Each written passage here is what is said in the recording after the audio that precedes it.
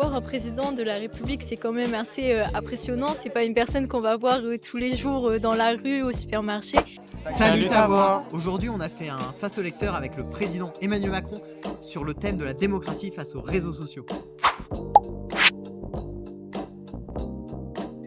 Aujourd'hui, Emmanuel Macron a répondu à plusieurs questions des lecteurs de La Voix du Nord et il y avait une forme de débat entre les lecteurs qui posaient des questions et Monsieur Macron qui y répondait.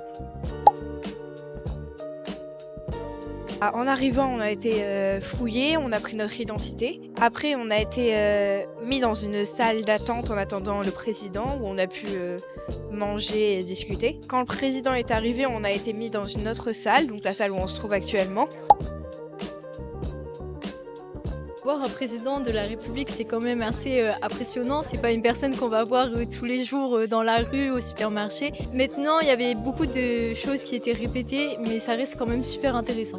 C'était assez impressionnant de voir un président si proche, mais j'ai été intéressée par certains sujets et moins par d'autres. Je trouve quand même que j'ai pu apprendre beaucoup de choses et apprendre comment parler à un public en voyant quelqu'un le faire.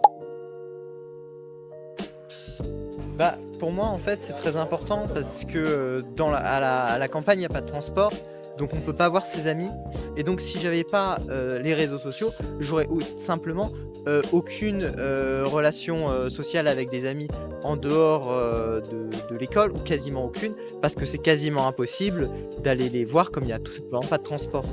Je pense que c'est favorable pour certains réseaux sociaux, je pense par exemple à TikTok et à Instagram, mais il y a certains réseaux sociaux, je pense comme WhatsApp, qui ne devraient pas être limités. Parce que WhatsApp, c'est beaucoup plus une messagerie et c'est beaucoup plus professionnel, tandis que TikTok, il y a eu beaucoup de problématiques par rapport que ça pousserait certains jeunes en dépression, suicide, etc. Je trouve qu'il faudrait plus limiter qu'interdire totalement et mettre des règles, mais pas non plus interdire totalement. Moi j'utilise énormément Snapchat et Instagram. Je pense que ça devrait quand même pas être interdit mais plutôt limité comme le disait Clarisse. Et je pense surtout que des règles elles devaient être plus strictes au niveau des contenus donnés aux jeunes.